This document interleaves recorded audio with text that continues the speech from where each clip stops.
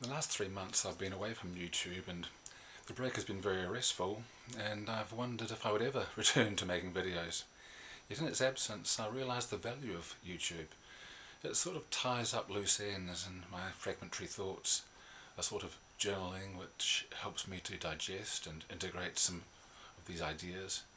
YouTubing helps me form consistent, better considered ideas out of the noisy, chaotic notions that cross the radar of my region of the meme sphere.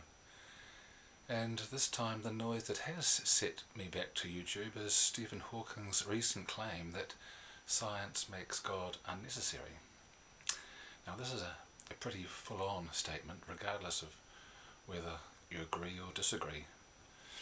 In fact, I can't see how anyone can reach any conclusion on it as it stands, because every word is ambiguous, especially the God word. I suppose, taking the words at their least developed, I could say infantile level, a consciousness that's hardwired for understanding, for making sense out of our experience and reaching conclusions that work for us, even if to do so we have to ignore evidence to the contrary. As Kurt Vonnegut wrote in that little book, Cat's Cradle, that tiger got to hunt, bird got to fly, man got to sit and wonder why.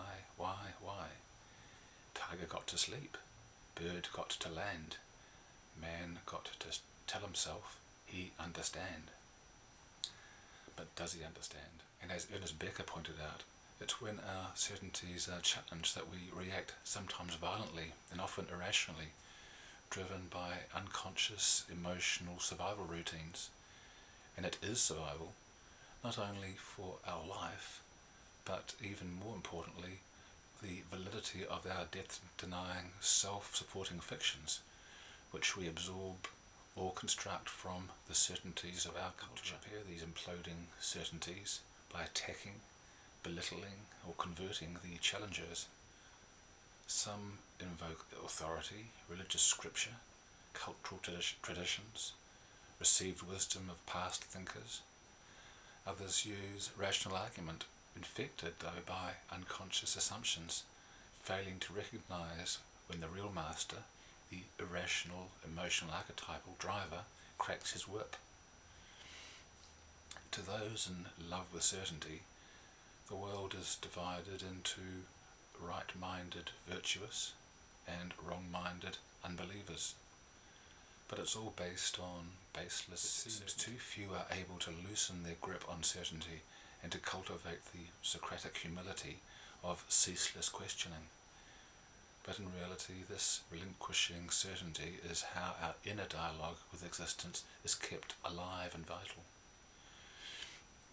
Returning then to Hawking's soundbite about God's necessity, it originates from the book The Grand Design, which he wrote with physicist Leonard Modlinov. Indeed, it's the only idea in it to get popular coverage, yet one that Hawking has least qualification to make, despite his celebrity, as he's neither a philosopher nor a theologian. So he employs famously problematic terms. God, particularly. God is a notion that has become encrusted with so much projected imagery that the nucleus of the concept, if it has one, seems beyond retrieval. So much of the discourse about God is actually about the projected attributes: creator, omnipotent, just, loving, hating, exclusive, male. But they are hopeless attempts to uncover a mystery and unknown. They come from stories and myths told to recreate insights in the minds of believers to explain the unexplainable. But of course, lined up against these fundamentalist positions are the fundamentalist atheists. And they're not as different as they like to think. They deal with the same projected God, except they deny its existence. The God of their idolatry is their ability to operate their mental apparatus rationally in the cause of objective reality, and in the process some even deny subjective reality. Hawking's statement that science makes God unnecessary raises still another question. Necessary for explaining the objective universe of matter and particles, or is the Greek concept of cosmos to consider, a wider union of the objective and the subjective in our experience of being? When science tries to explain the subjective feeling of the numinous, it invariably merely explains it away. I think both of these positions will one day be seen as foolish sideshows, yielding much heat but no light. I suspect a new life-enhancing insight will emerge as the root of our sense of transcendence. I think we will discover a nucleus which gives rise to our religious instinct, stripped of outdated projections, in harmony with the best of rational thought and science. To assume at this point that there is no such something is premature.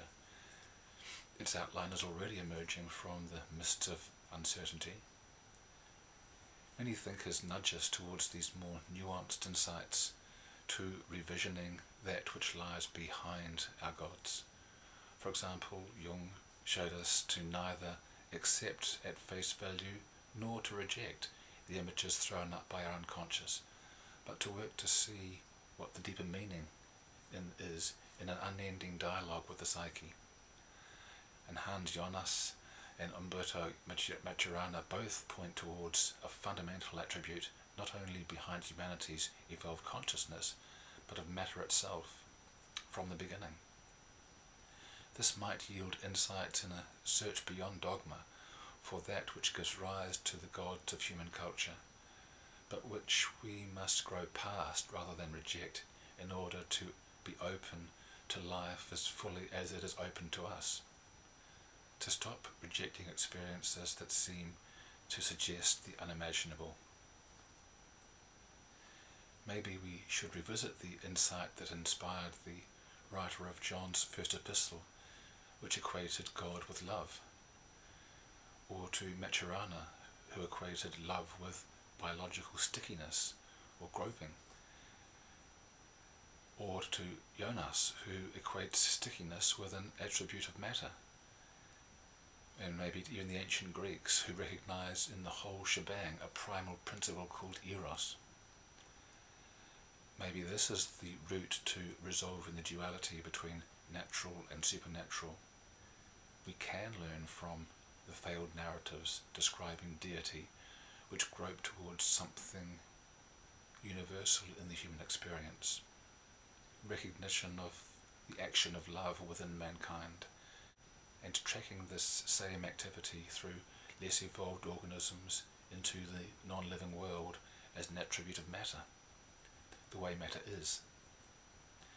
It's the something, maybe, that brought non-living matter together against entropy into organic molecules surrounded by membrane-like structures, and onwards to bacteria, then single and later multi-celled animals, onwards still to more complex forms. These were no more efficient in the battle of survival, so they shouldn't have evolved at all according to traditional Darwinian thinking. But at great energy cost, more complex lives did evolve. So what was the principle of inert matter that drew out these higher forms, which has resulted in us and our consciousness, which has the power to wreck or crown our own evolution? So these are some of the ideas I want to return to in future videos.